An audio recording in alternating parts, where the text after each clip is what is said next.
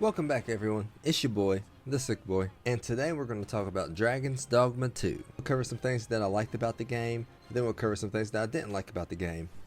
Now my playthrough of Dragon's Dogma 2 started out very exciting. I was thrilled to play because I never really got to play any of the other games, and I always thought it looked interesting. I mean, especially given they had dragons, it's in the name, right? But it's something that I was highly interested in. Now I played the game for 50 hours.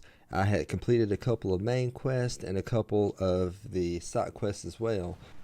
I also had enough time to max out my archery vocation, and I started the spear vocation also. Now this game is made for a certain set of people. Hear me out. For me personally, I was invested at the beginning. Now as I continued my adventure, I lost interest, and it does kind of suck. Being able to fight monsters, I like being able to go on adventures and explore the dungeon, but I just quickly lost interest after about 50 hours of playing. Changing vocation I thought was going to help keep me interested and invested, but even doing that, it was just kind of like, what am I really grinding for? You really have to be, have the mindset of what you're doing and knowing in this game. Yeah, you can get to objectives and you can change them on the fly pretty easily, but I mean, it is a lot of back and forth, and there is a special way you can fast travel, but I mean, the game wasn't made to fast travel. The game was made in order for you to go on this adventure and be invested in exploring.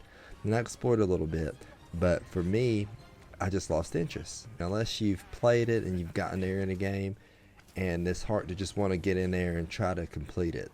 It might just be me. I mean, you let me know in the comments. We can definitely have a conversation. Now I enjoyed the battles I got in. It was really spontaneous to just have, like this griffin come out of nowhere. He came at me about 3 times until I finally beat him. It was a long drawn out battle. It felt like we were fighting for 3 days, which was cool.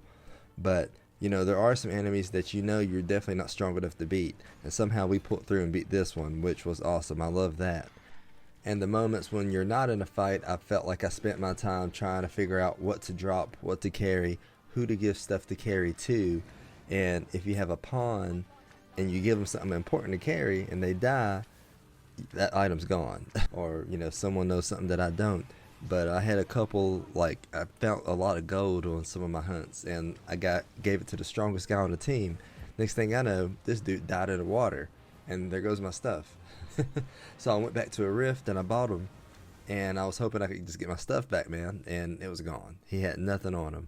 So I was like, dang, we traveled for so long and you died with my most important items that I was going to sell.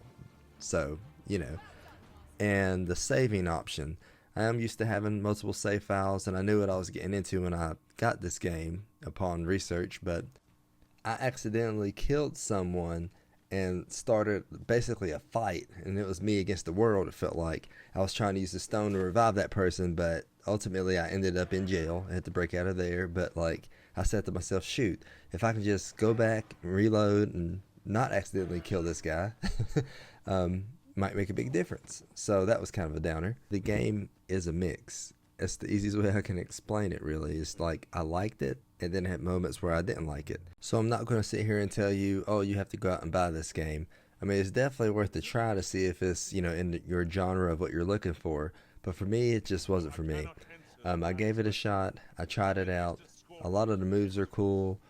Before the game came out, of course, I saw some of the mage things. If I did play it again, I'd probably go back and just choose to be a mage just to check out those magic moves. But other than that, the game is a good game. It's worth a shot, especially if it's in your cup of tea. Hopefully this video gave you an idea of what my experience was like. Let me know what yours is like in the comments. I appreciate you stopping by. Thanks for the view. We'll catch you next time.